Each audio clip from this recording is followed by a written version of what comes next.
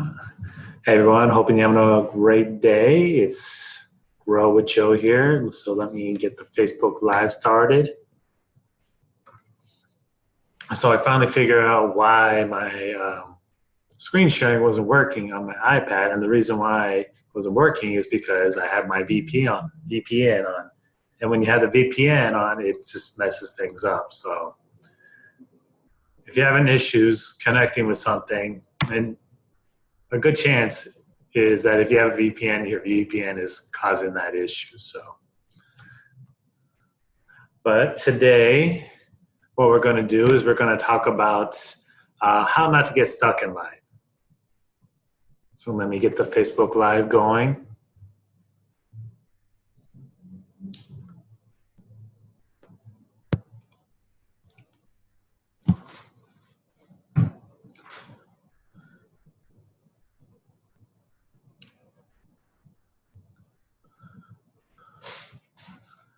All right, it's almost there. All right, and we're good.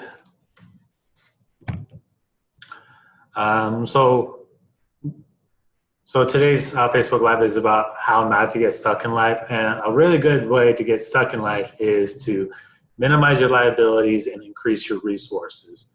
So when it comes to resources, you have three types. You have your financial resources, you have your human capital resources, and you have your social resources.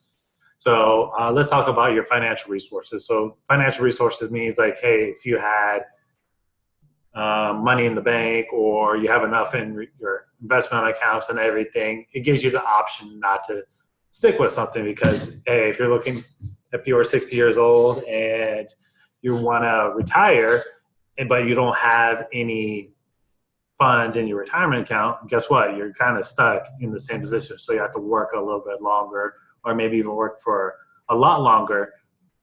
And so you're stuck in that position. And when it comes to your human capital, let's just say there's a really good opportunity that comes by, but you don't have the confidence or you don't have the wisdom to help you take that opportunity, then hey, you're going to be stuck with the current situation you're in because you're not able to take advantage of that new opportunity. So you're stuck with what you have. When it comes to your social network, so that means you have like your family can help you out. You have friends that can help you out, colleagues, coworkers.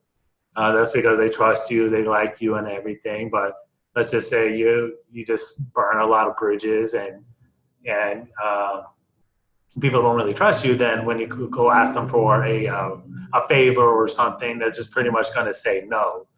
So then when you need some help, then you're just like going to be stuck by doing it yourself, or you might not have the capabilities to try on that new activity because you just don't have any resources. So like everything you do in your life, you should do things that are going to give you flexibility, control over your life, just so you don't become stuck. And when you become stuck in life, that's when a lot of issues start to pop up. That's when stress creeps in, anxiety creeps in, because you're just like, oh, I just have to deal with these things, and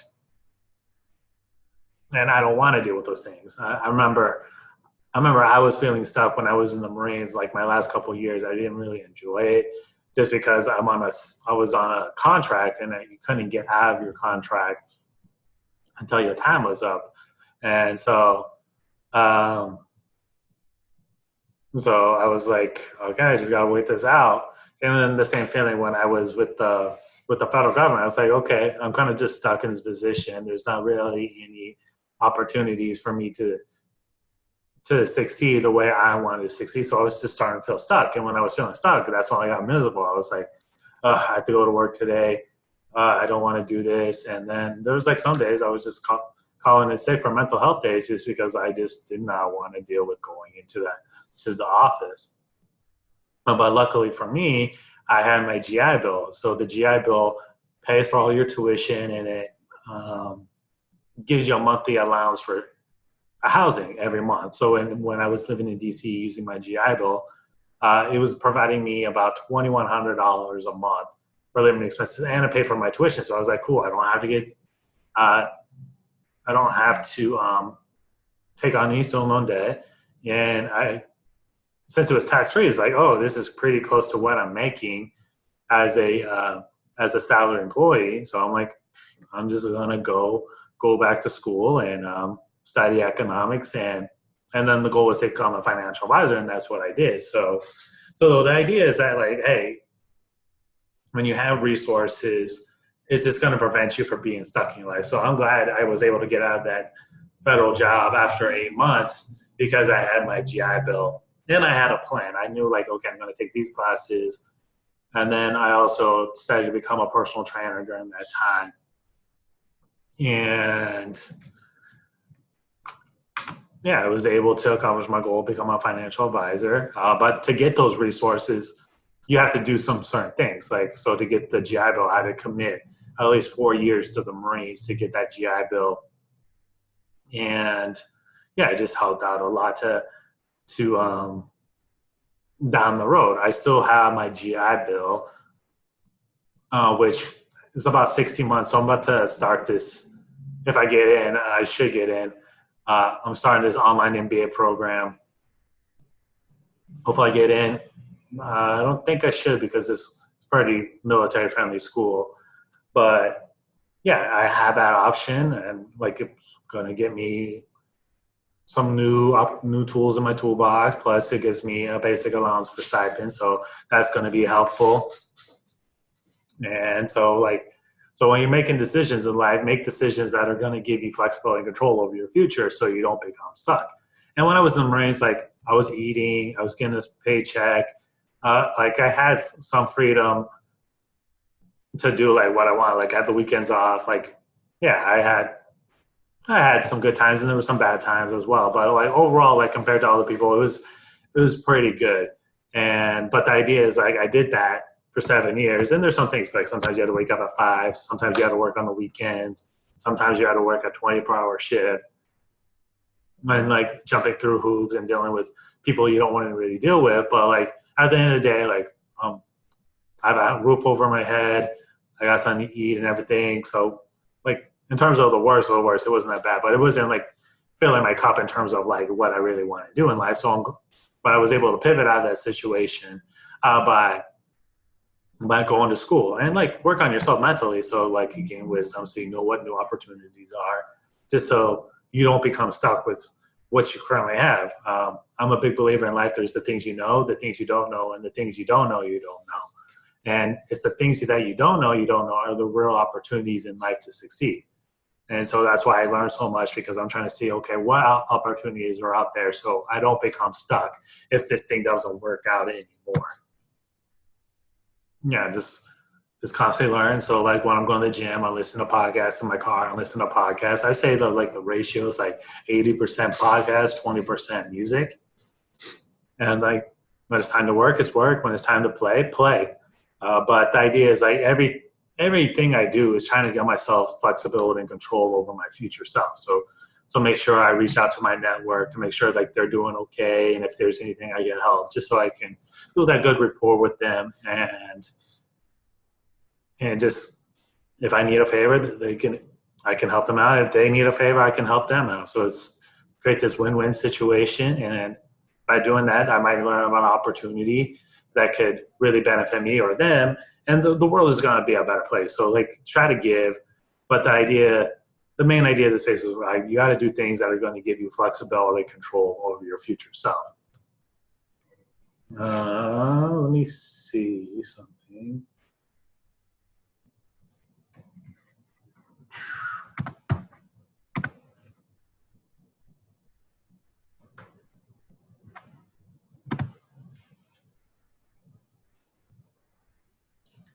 All right, finally working. So the idea is, if you have a VPN, don't use the VPN. Well, you should use a VPN if you're like in a coffee shop or using public Wi-Fi area, or just I keep mine on for the most part, but like when it comes to sharing the screen, it doesn't work. But yeah, like everything you do in life, you should do things that are going to give you flexibility and control. So the thing is, you don't want to be stuck. And the way you don't become stuck is, one, you have financial resources, you have human capital resources, and then you have social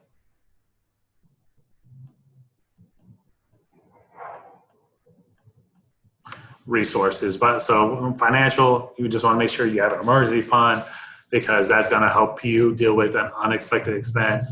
The average person deals with has $2,000 in unexpected expenses every year, like tires go flat, medical bills, something for your kids that you have to get.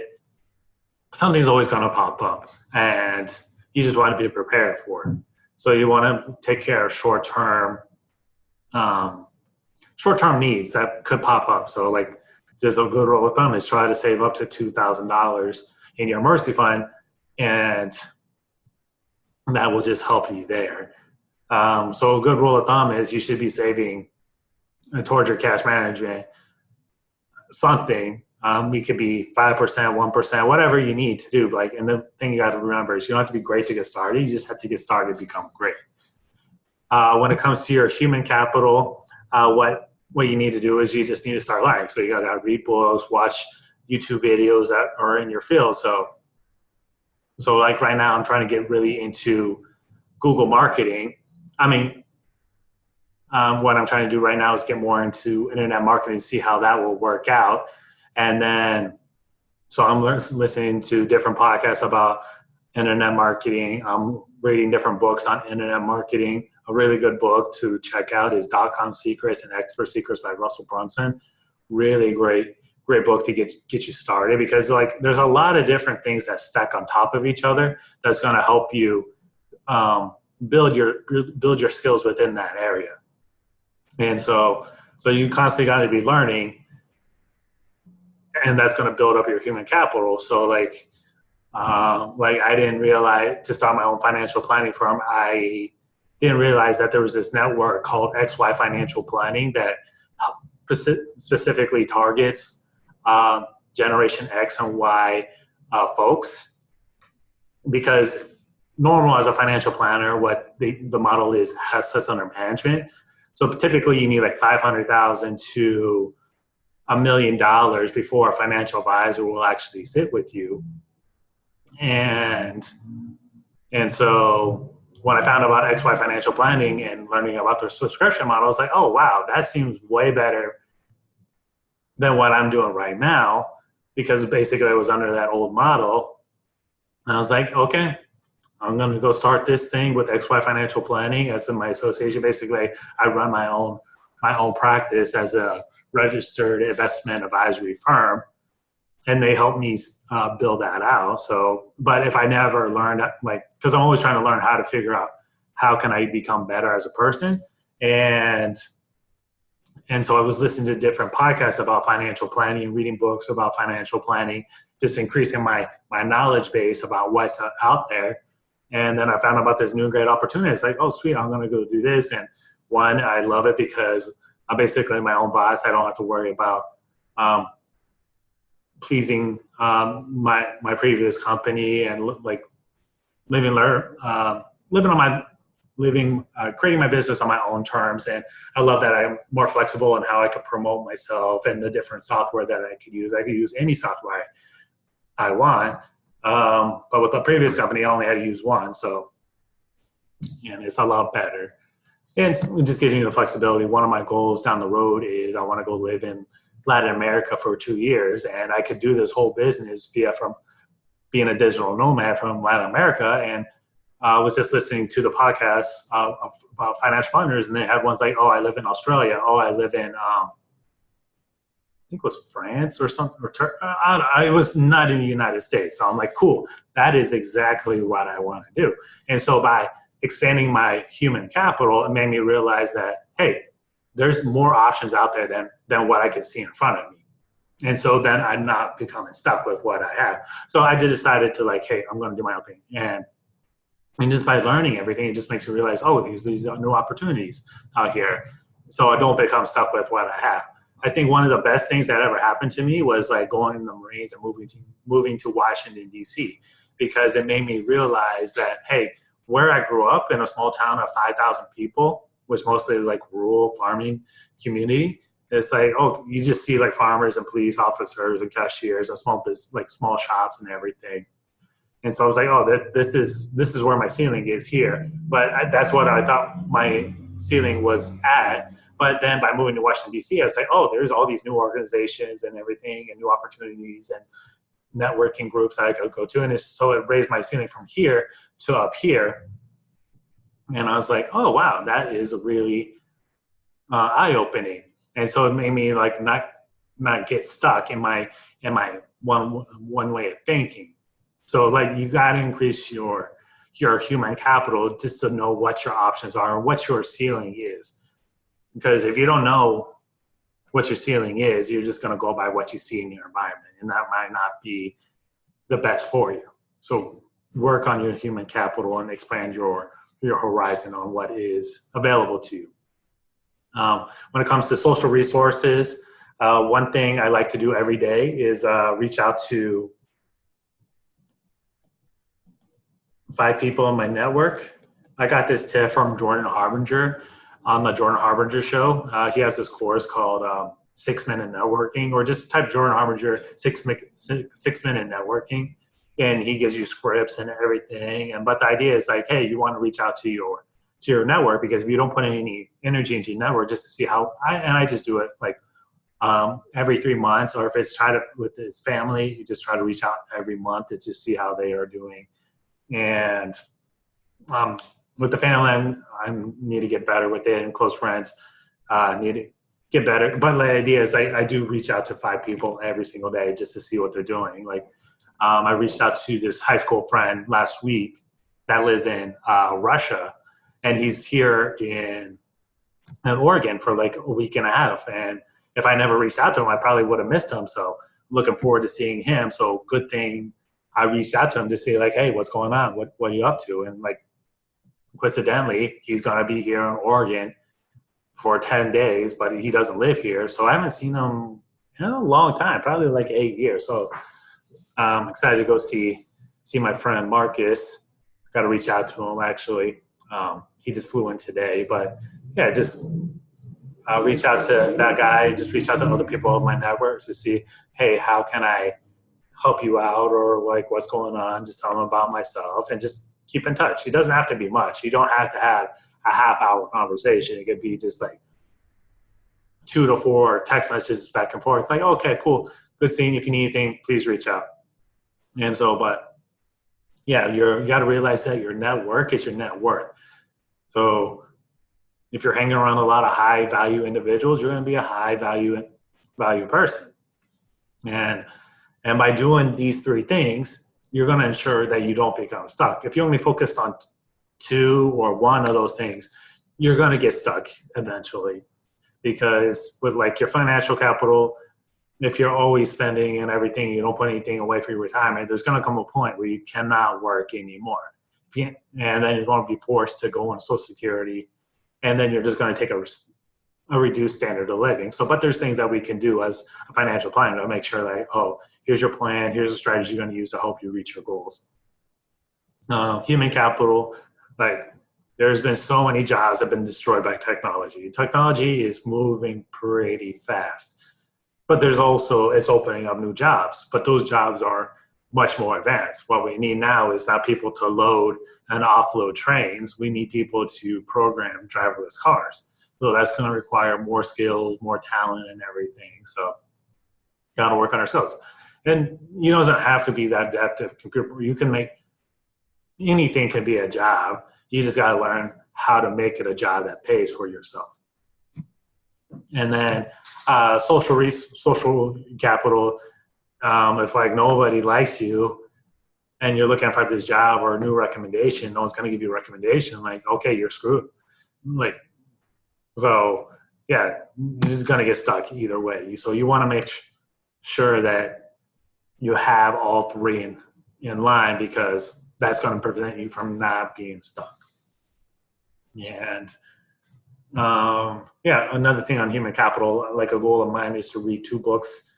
I mean, 3 books a month, but right now I'm reading Atlas Shrugged, just trying to figure out how why is that book so popular. I'm not a big fan of it. I get it, but it's all right. And but like I'm learning reading. If I read at least 2 books a month, then I'm increasing my human capital. If I'm listening to 2 podcasts a day, I'm increasing my human capital. If I'm reading an article about my industry, I'm increasing my human capital. I really feel like human capital is the best one to focus on out of the 3 because that's going to affect your finances and your social resources if you work on your human capital with your emotional self, your mental self, and your spiritual self, and then your physical self as well.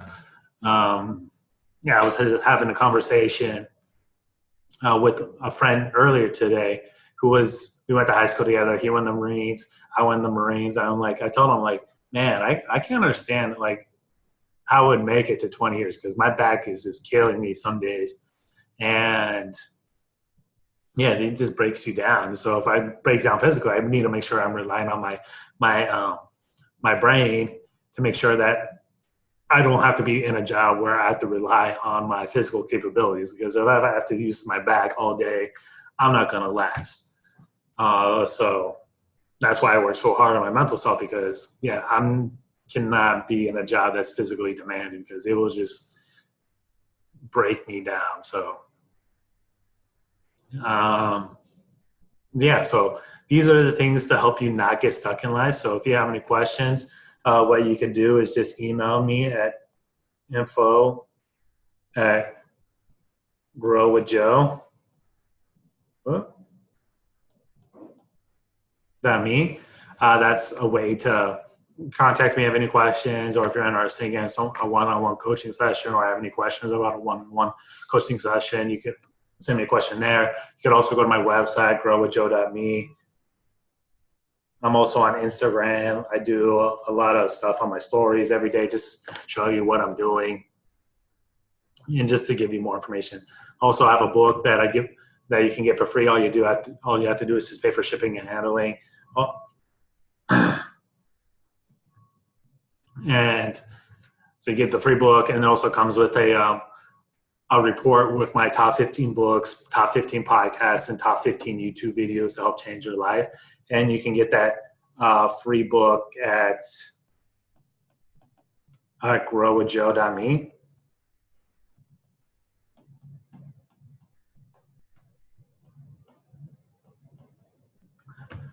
I just pay for shipping, and if you don't like the book, get your money back. Yeah, so go there if you're interested in the free book. But I'll be here tomorrow doing another Facebook Live talking about another topic in my book. But yeah, if you want some more resources, go right there. And yeah, I hope you enjoy the rest of your day. And if you're looking to do Facebook Lives like this, a great setup is getting one of these iPads like this so you can do the whiteboard on it and buying the Apple Pencil. I was using this thing with a stylus on it with a pen, and it was so hard to write on. This is a lot better. So it's a great investment. And yeah, hope you enjoy the rest of your day. And if you have any questions, please reach out and take care.